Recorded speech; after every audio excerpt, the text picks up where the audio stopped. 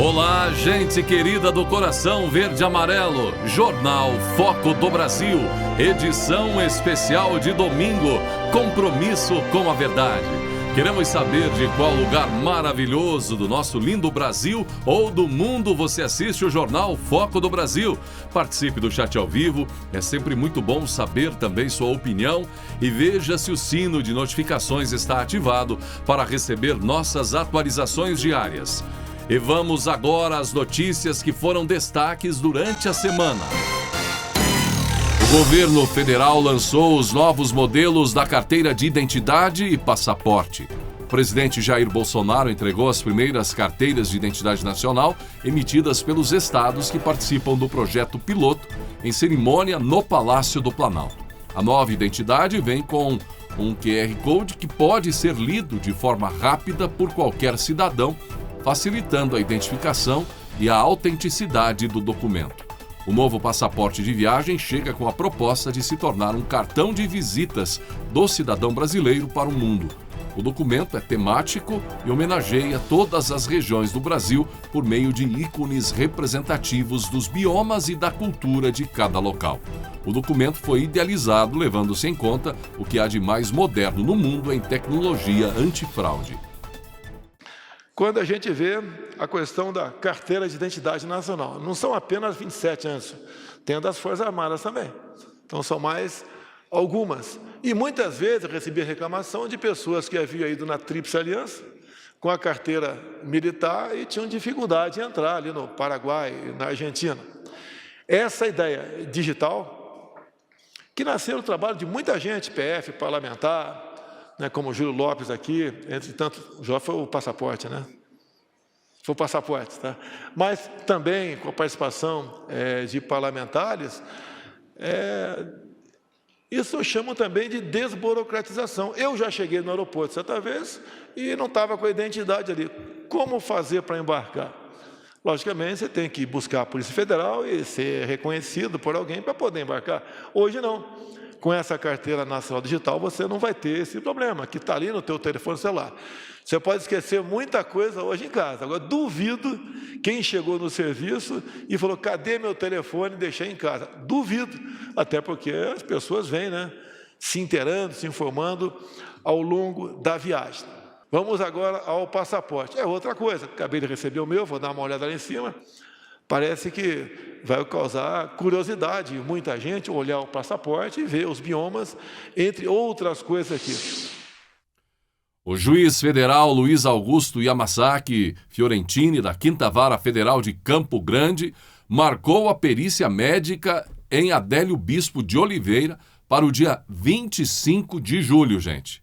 O procedimento servirá para avaliar a cessação ou permanência da periculosidade do autor da facada no presidente Jair Bolsonaro em uma passagem do então candidato por Juiz de Fora, Minas Gerais, durante a campanha eleitoral de 2018. Os trabalhos começarão às 8 horas da manhã de 25 de julho e poderão se estender durante todo o dia, segundo nota do TRF3. Adélio cumpre medida de internação no Presídio Federal de Campo Grande. Os profissionais irão responder quesitos apresentados pelo Ministério Público Federal e pela Defensoria Pública da União, entre eles, se o quadro de saúde mental apresentado pelo paciente no exame pericial citado na sentença persiste, diz o comunicado. O laudo pericial deverá ser juntado ao processo em até 30 dias depois do fim do procedimento. Fiorentini também determinou a intimação do diretor do Presídio Federal de Campo Grande para providenciar o que for necessário para o exame, inclusive os prontuários de Adélio. Conforme revelou o site Poder 360, o governo federal deverá arcar com as despesas de passagens e diárias para que 2 psiquiatras façam a perícia médica em Adélio. O juiz Fiorentini determinou que o pagamento deverá ser feito pelo DEPEN, Departamento Penitenciário Nacional. Os médicos terão que se deslocar de João Pessoa e do Rio de Janeiro para Campo Grande. Houve dificuldade em encontrar peritos que manifestassem interesse em fazer o procedimento. Conforme prazo fixado pela Justiça, o exame pode ser feito a partir deste mês. A realização da perícia será possível graças a uma cooperação da Associação Brasileira de Psiquiatria, que viabilizou os 2 profissionais para o procedimento. Adélio foi absolvido pela Justiça Federal de Minas Gerais em junho de 2019. Foi considerado inimputável, não é? Ou seja, incapaz de responder pelos atos que praticou contra Bolsonaro. A sentença do juiz Bruno Savino, da 3ª Vara Federal de Juiz de Fora, fixou prazo de 3 anos para uma perícia médica com o objetivo de verificar a cessação ou permanência da periculosidade de Adélio. Em decisão de 10 de junho, Fiorentini disse que as dificuldades para encontrar peritos se devem às peculiaridades, não é, do caso e ao baixo valor dos honorários periciais da Justiça, da qual Adélio é beneficiário, não é? O exame em Adélio deverá responder itens como as seguintes questões: o quadro de saúde mental, não é, apresentado pelo paciente no exame pericial citado na sentença, se isso persiste, a periculosidade do paciente persiste, a doença ou perturbação da saúde mental constatada é suscetível de cura ou recuperação. Caso positivo, qual o prazo estimado para seu restabelecimento e qual o tratamento adequado? Adélio Bispo de Oliveira ainda revela perigo à sociedade. Caso positivo, justifique-se, não é? Qual seria o prazo mínimo necessário da medida de segurança? O reeducando apresenta sintomas de transtorno delirante persistente ou qualquer outra doença mental ativa? Se sim, os sintomas psicóticos constatados o levam à absoluta incapacidade de se autodeterminar conforme sua compreensão dos fatos? Em caso de tratamento, qual o tratamento aconselhável para o reeducando e qual o prazo estimado para sua recuperação, entre outras questões. E você, o que acha? Será que Adélio é mesmo um caso de problema psiquiátrico ou há coisas ainda que serão reveladas num futuro?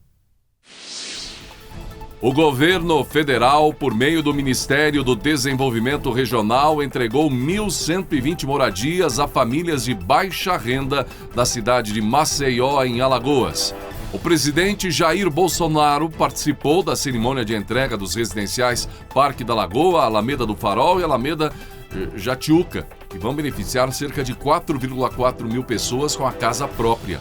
Os empreendimentos, Alameda Jatiuca e Alameda do Farol, receberam juntos 76,8 milhões de reais em investimentos federais por meio do Fundo de Arrendamento Residencial. Já o residencial Parque da Lagoa teve uma entrega parcial de 160 apartamentos, com um aporte total de 142 milhões de reais.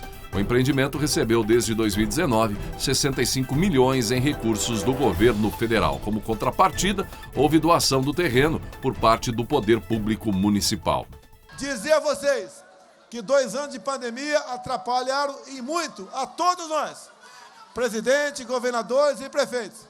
Mas fizemos a nossa parte em Brasília.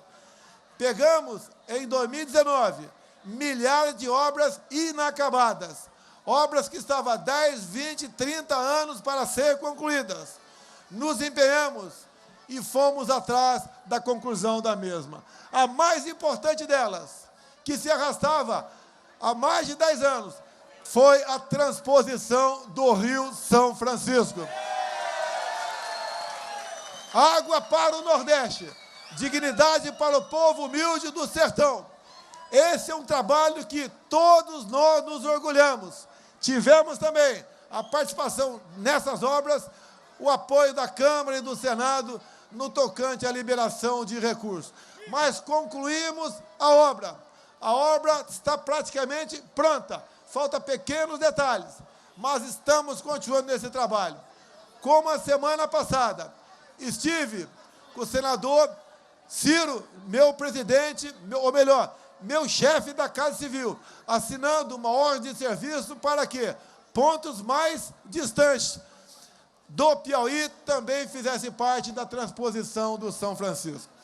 Vocês todos sabem, o nosso governo criou também o PIX. Aqui eu duvido quem não tem o PIX. E olha a vantagem, vocês não pagam nada por isso. Os grandes bancos vão perder no corrente ano ou melhor, deixarão de arrecadar no corrente ano de vocês aproximadamente 30 bilhões de reais, porque não existe tarifa no Pix. Assim sendo, poderia aqui ficar por longos minutos falando de realizações do nosso governo. Eu fico muito feliz de poder hoje estar aqui, ao lado do meu presidente, do nosso presidente Jair Bolsonaro, inaugurando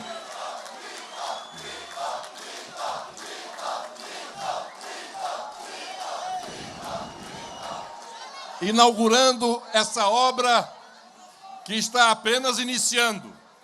Serão 1.700 apartamentos que serão oferecidos às famílias que hoje estão vivendo na beira da lagoa, sem condições da dignidade que nós desejamos que elas tenham.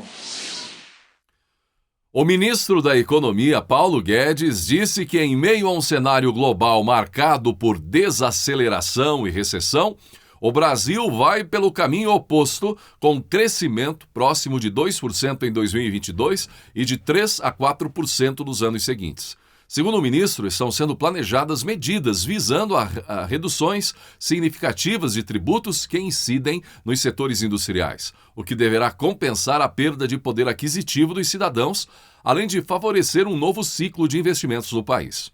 Guedes descreveu cenários extremamente pessimistas para o exterior e muito otimistas no âmbito interno.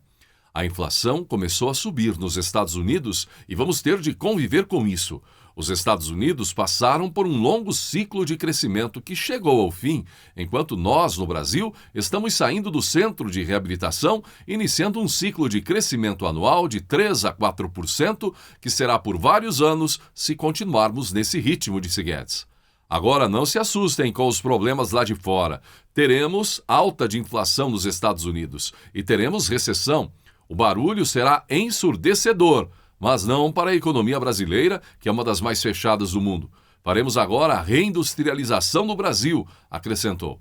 O Brasil, disse ainda o ministro, reagiu fulminantemente à crise. Vamos crescer 1,7%, devendo quase chegar a 2% em 2022. Diziam que o mundo ia crescer 5% e reviram. Já estão falando que vai haver recessão. Eles estão só começando a enfrentar os problemas. Nós já conseguimos atravessar a onda e vamos crescer, com desemprego e inflação caindo, completou Guedes. Diante desse contexto, Guedes prevê que o Brasil vai iniciar um longo ciclo de investimentos, ao contrário do mundo que está encerrando um longo ciclo de investimentos. Nossas conversas na Europa, nos Estados Unidos, com a OCDE, também e com o G20, o grupo formado pelos ministros de finanças e chefes dos bancos centrais das 19 maiores economias mundiais, mais a União Europeia, nos convenceram de que vem uma avalanche de investimentos para o Brasil se continuarmos no caminho em que estamos. A Secretaria de Estado dos Estados Unidos tem dito que daqui para frente uma exigência para investimentos nos países é a de ter logística próxima e ser amigo. De acordo com o ministro, a situação é incontornável, com o Brasil destinado a se tornar a segurança energética da Europa e a segurança alimentar do mundo. O mundo percebeu que o Brasil é uma potência energética, além de um enorme mercado consumidor, disse Guedes. Ele também afirmou que o Brasil não pode perder a revolução digital pela qual passa o mundo.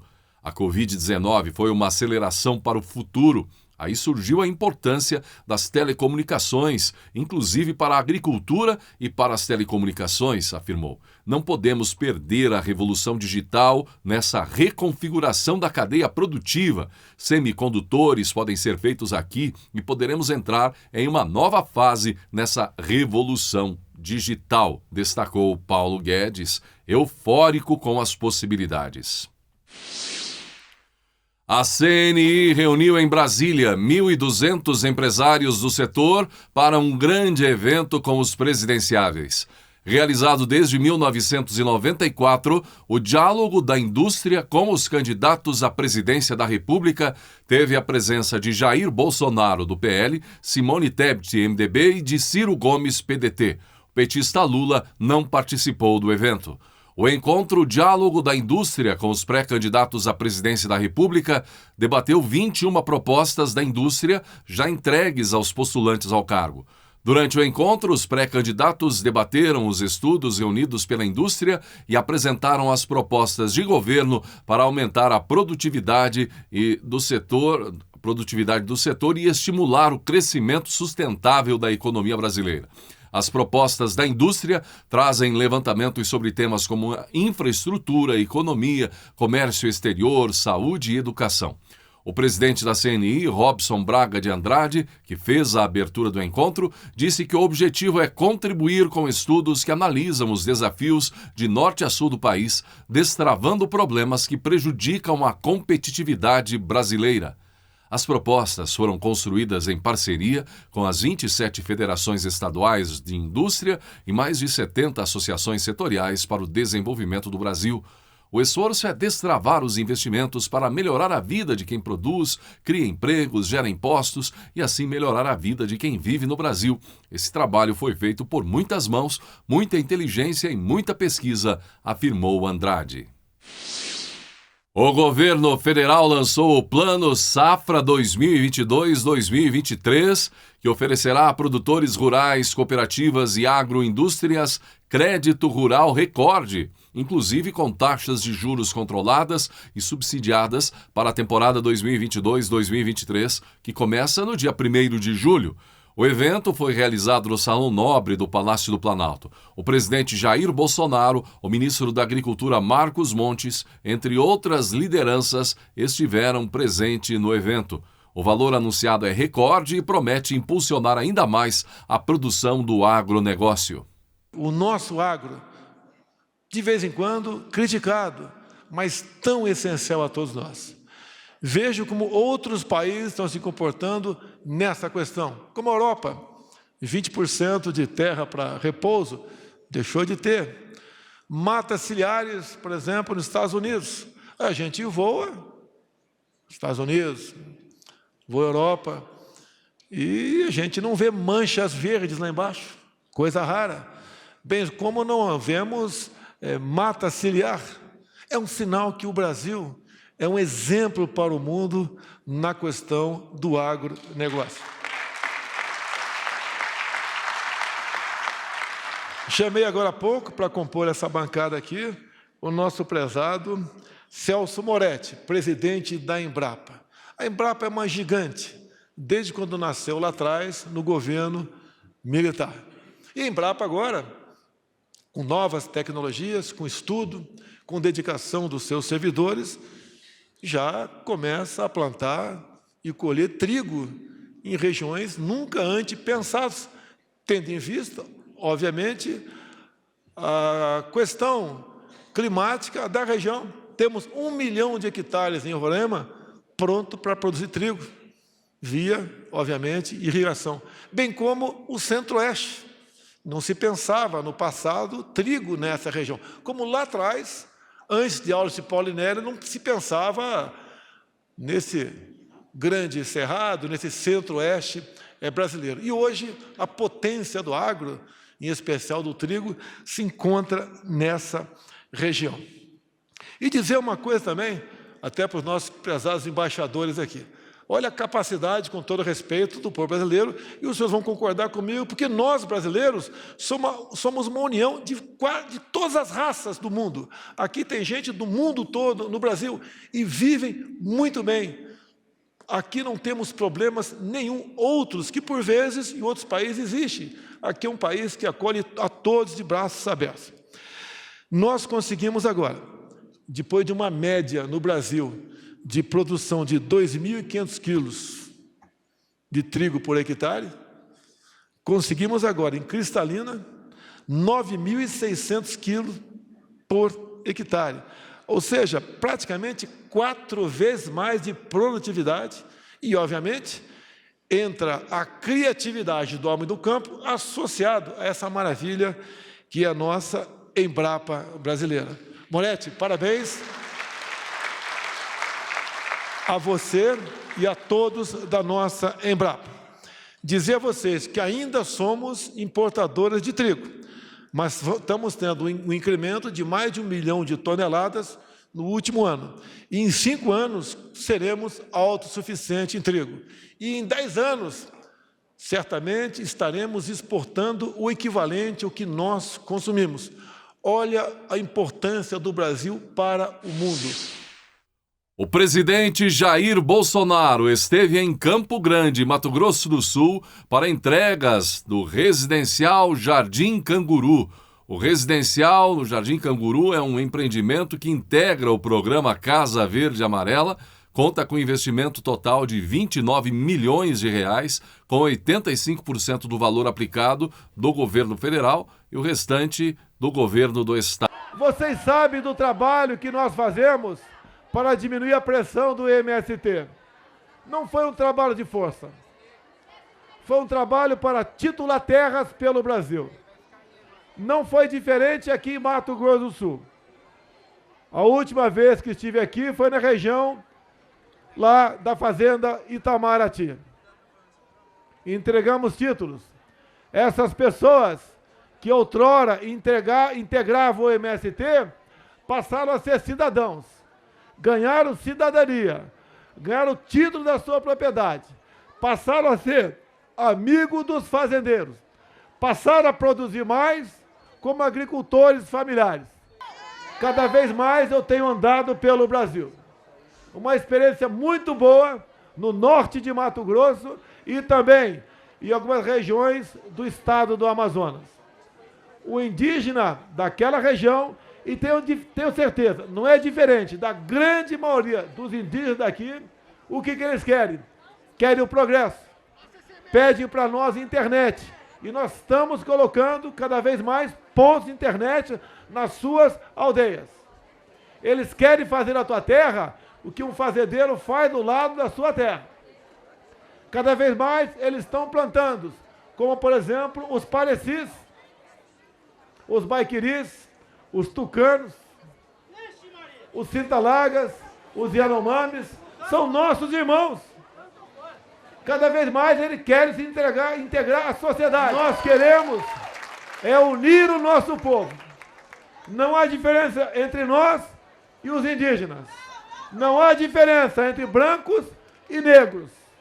Não há diferença entre nordestinos e sulistas. Somos todos iguais. Temos um evento pela frente, a entrega das chaves de habitações para pessoas humildes. A gente sente no olhar dessas pessoas, em qualquer lugar do Brasil, quando se entrega uma chave, um olhar de felicidade. O meu pai teve a sua primeira casa doada por uma irmã dele quando eu tinha 30 anos de idade e servia aqui. Tinha acabado de passar aqui por Newark. Não tem preço esse momento. E após a entrega das moradias, o presidente seguiu para uma motociata nos altos da Avenida Afonso Pena. Mais uma vez, muitos brasileiros prestigiaram Jair Bolsonaro nas ruas e desta vez na capital do Mato Grosso do Sul. E o presidente Jair Bolsonaro, gente, realizou um sonho que, segundo ele, tinha há 42 anos. Carregar Tereza Cristina na garupa de sua moto. Mas tem um detalhe importante aí que chamou a atenção.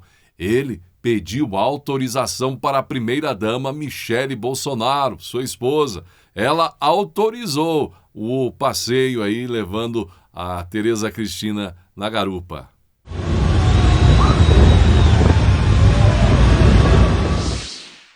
Damares Alves, ex-ministra da Mulher, da Família e dos Direitos Humanos do governo Bolsonaro, classificou como inadmissíveis as denúncias de assédio sexual que teriam sido cometidas pelo agora, ex-presidente da Caixa, o Pedro Guimarães. As denúncias vieram à tona nessa semana, resultaram no pedido de demissão de Guimarães feito por meio de uma carta encaminhada ao presidente Jair Bolsonaro. Damares disse: "Eu estou chocada, triste e indignada com todas essas denúncias", afirmou a ex-ministra. As denúncias contra Guimarães foram feitas por servidoras da Caixa que disseram ter sofrido assédio pelo então presidente. O Ministério Público Federal investiga o caso sob sigilo. Para Damares, caso sejam comprovadas as denúncias, Pedro Guimarães precisa responder pelos eventuais crimes cometidos. Vamos aguardar a apuração dos fatos e, se comprovados, que ele responda por isso.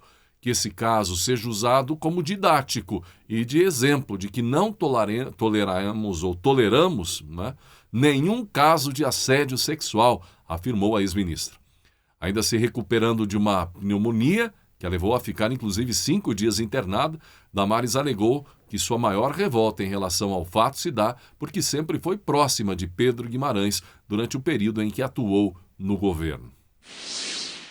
O presidente Jair Bolsonaro visitou as obras de construção do Rodoanel de Feira de Santana, no interior da Bahia.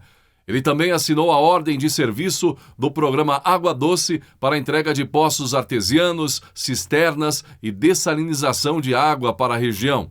Participaram do evento o ministro da Cidadania, Ronaldo Vieira Bento, e o ministro do Turismo, Carlos Brito. Com mais de 40 quilômetros de extensão, o entroncamento rodoviário Rodoanel será o maior de toda a região Nordeste.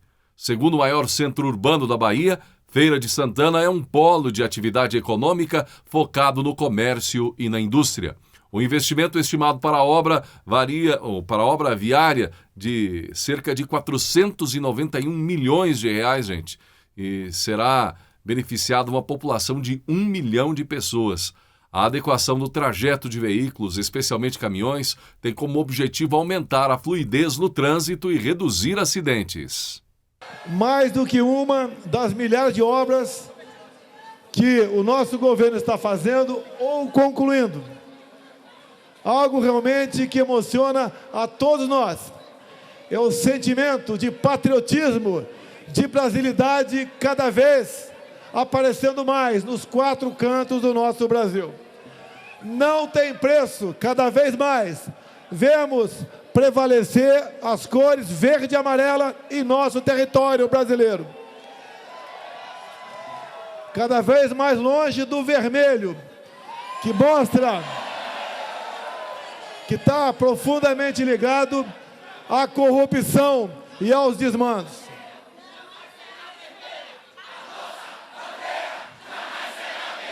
O nosso governo está em sintonia com o povo brasileiro. Nós somos contra o aborto. Nós somos contra a liberação das drogas. Somos contra a ideologia de gênero. Somos favoráveis ao armamento do cidadão de bem. Somos contra emprestar dinheiro público para ditaduras.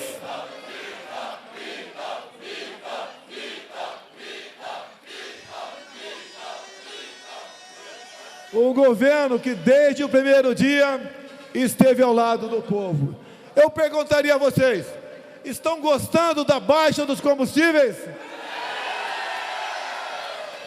Há pouco me culpavam pelo aumento.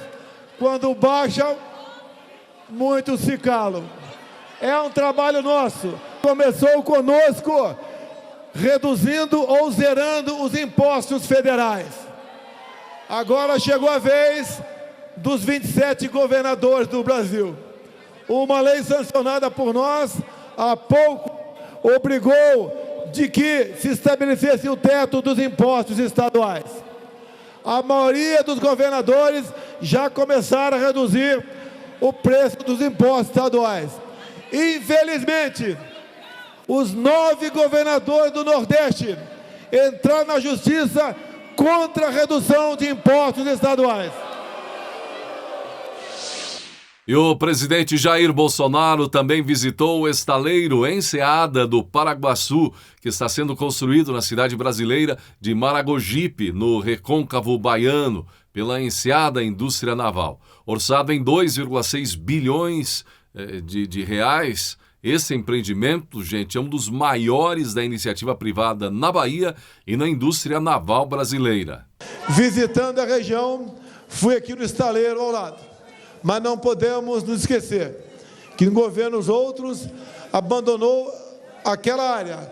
Se enterrou quase 3 bilhões de reais e aquilo nada mais produzia aqui para vocês, para a Bahia ou para o Brasil. Na linha de concluir obras e colaborar para com a iniciativa privada possa trabalhar e executar o seu serviço nessas áreas, foi a intenção da minha visita ao estaleiro. Fiquei muito feliz em ver a quantidade de pessoas ali empregadas. O nosso Brasil está dando certo. E também na Bahia, na cidade de Maragogipe, o presidente Bolsonaro participou da inauguração das obras de restauração do casarão da Filarmônica Terpsícore Popular, em Maragogipe. De acordo com o IFAM, a orquestra que ocupa o casarão desde 1957 foi fundada em 1880. O sobrado é um dos poucos imóveis da cidade que manteve suas características históricas originais. Dizer a vocês que entregamos obras por todo o Brasil, mas isso não é virtude, é obrigação de qualquer chefe de executivo pelo Brasil. Fico feliz com a missão que entendo ser de Deus para administrar o nosso país. Estamos indo bem.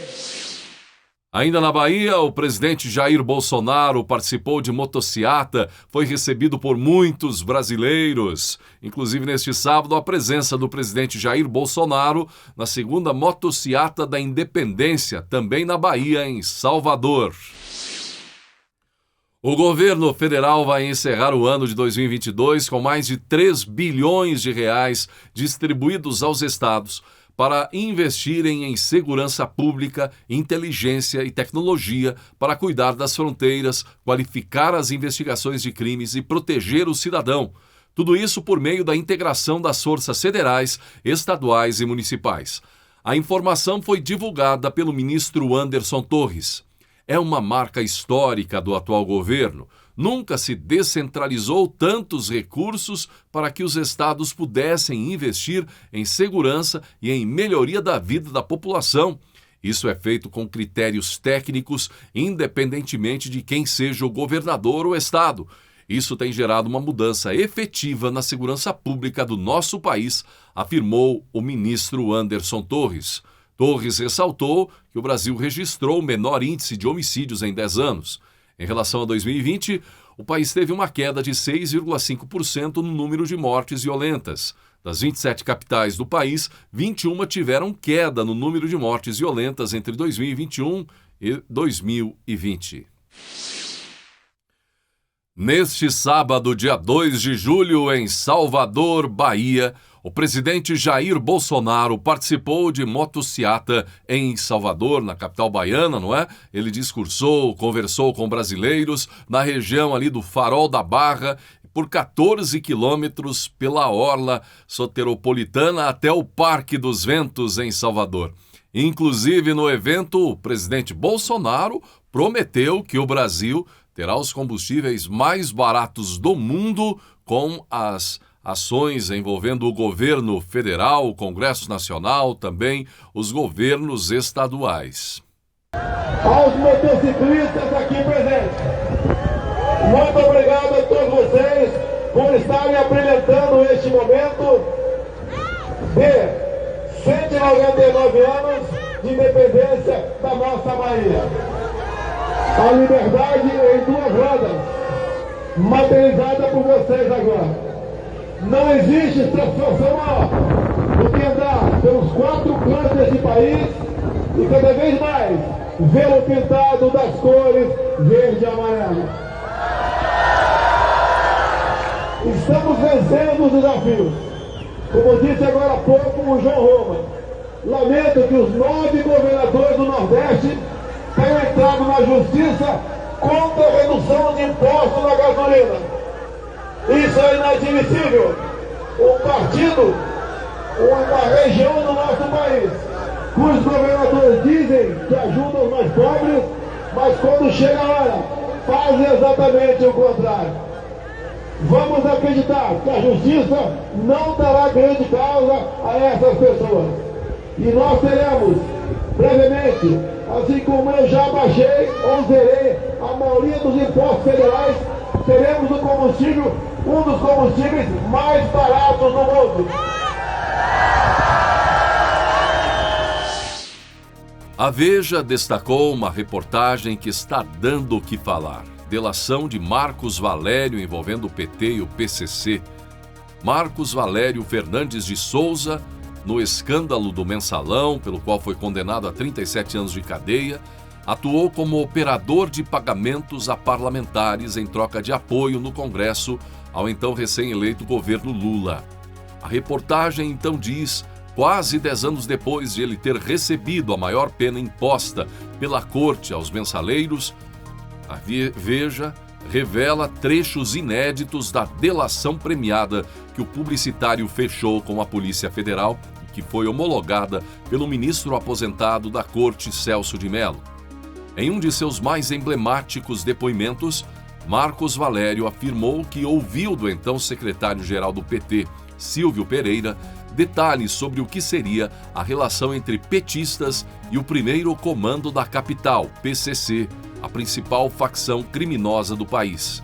Segundo Valério, o empresário do ramo dos transportes, Ronan Maria Pinto, chantageava o então presidente Lula para não revelar o que supostamente seria uma bala de prata contra o PT. Detalhes de como funcionava o esquema de arrecadação ilegal de recursos para financiar petistas. O delator afirma que soube da suposta chantagem contra Lula após conversar com Pereira. De acordo com o delator, o então secretário-geral petista o informou que Ronan ameaçava revelar que o PT recebia clandestinamente dinheiro de empresas, ônibus, de operadores de transporte pirata e de bingos e que, neste último caso, os repasses financeiros ao partido seriam uma forma de lavar recursos do crime organizado. Valério é claro ao explicar a quem se referia ao mencionar, genericamente, crime organizado, o PCC. Valério ainda, segundo a reportagem da Veja, expôs informações sobre o ex-prefeito de Santo André, o petista Celso Daniel, assassinado em janeiro de 2002, e ele teria um dossiê feito por Celso Daniel, dossiê que denunciaria financiamento ilegal dentro dos quadros petistas. Veja diz que tentou falar com Silvio Pereira, que não retornou os contatos. Paulo Okamoto, também citado na delação, um dos atuais coordenadores da campanha de Lula, demonstrou irritação ao ser questionado sobre as acusações de Valério sobre ligações do partido com a facção criminosa e não quis fazer qualquer esclarecimento. Disse ele, tem que perguntar para o pessoal do PCC, eu não tenho nada para te informar sobre isso, afirmou o petista à reportagem de Veja. E assim chegamos ao final de mais uma edição do Jornal Foco do Brasil. Não esqueça da importância de ter você curtindo, compartilhando, se tornando membro do nosso canal. Vocês que tornam o Foco do Brasil uma realidade e queremos seguir todos os dias na sua companhia. Agradecimento especial hoje a Odilon da Silva Xavier e também a Maria de Souza Xavier, ambos inscritos membros do nosso canal. Venha também ser parte dessa comunidade verde-amarela. Gratidão pela sua atenção e que Deus abençoe a você e a sua família.